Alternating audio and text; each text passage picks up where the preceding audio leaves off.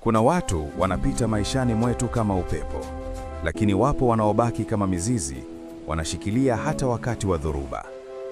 Mke wangu ni mmoja wao, si kwa sababu tu ni mrembo machoni, bali kwa sababu ni mzuri moyoni.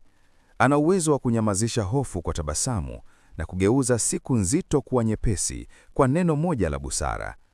Akiingia mahali, huleta utulivu. Akiamua kusimama nami, nahisi nguvu mara mbili. Amebeba jukumu la familia kwa moyo wa subira, akitoa bila kupima, akipenda bila masharti. Kwangu, yeye si mke tu, ni rafiki, mshauri, nguzo na baraka. Upendo wa kweli haupigi kelele, unaonekana kwa vitendo. Mume wangu, si mara zote najua niseme nini mbele ya maneno yako mazito kama haya.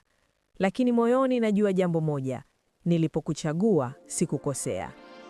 Nimeona juhudi zako hata pale wengine hawakuona. Nimeona mapambano yako ya kimya kimya na namna unavyotanguliza familia hata ukiwa umechoka. Safari yetu si kamilifu, lakini ni ya kweli.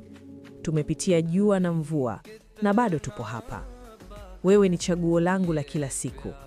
Asante kwa kunipenda kwa vitendo, kwa kuniheshimu na kwa kunifanya nijisikie nyumbani.